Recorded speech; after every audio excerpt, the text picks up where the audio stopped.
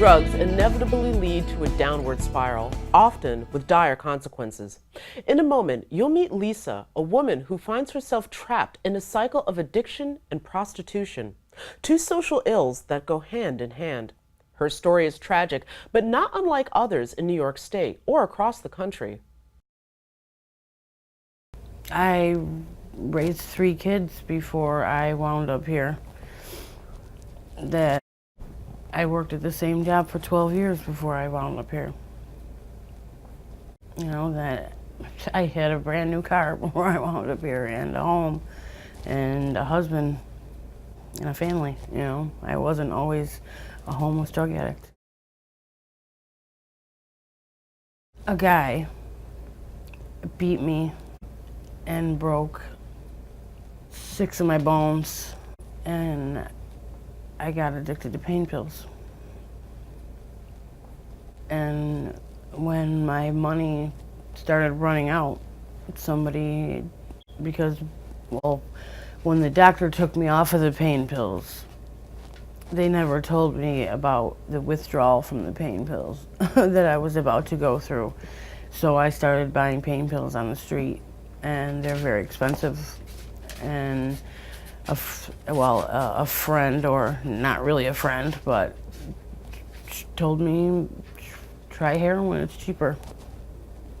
I tried it, and I've been on it ever since.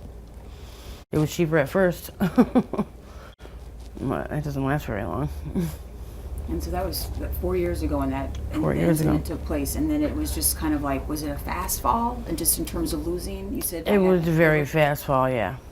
Because not only was I physically injured, I was more mentally injured than anything. Because I just didn't understand. Well, you know, why did he have to do this to me? You know, the mental really messed me up, you know. And that's where the pain pills became my safe haven in my own head. Daily life is a struggle every day. It's a struggle every day. I'm outside most of the time. I don't have a permanent place to stay, so I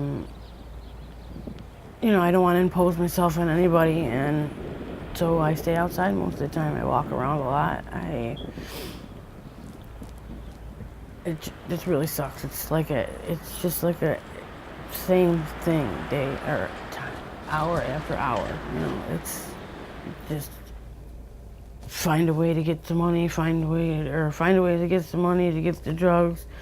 Sometimes I just want to get some money to get some drugs so I can go inside to get warm. You know, even if I don't need the drugs, I want to go inside to get warm. So you gotta, you know, it sucks. How do you find the money to get the drugs?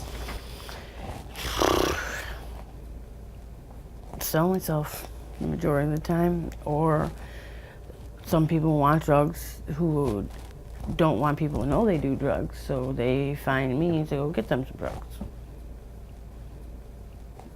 Which, that way I like better than any other way. I wish I could rewind the clock, for one. What I want for myself is, I want to forgive myself so I can, you know, I want to get off these drugs. I don't know why I don't push myself. I push myself so hard to get them. You know, I don't push myself hard enough to get off of them. So you think the ability to be able to do that has to come from within, is what you're saying? Yeah, definitely. Definitely. I have to learn how to forgive myself.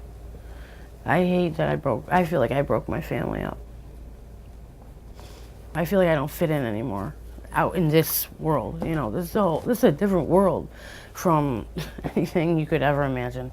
It's just scary. It's very scary. A lot of people are dying. You know, bad things are happening to these girls, and it's almost like the police don't give a crap anymore. It seems like that lately.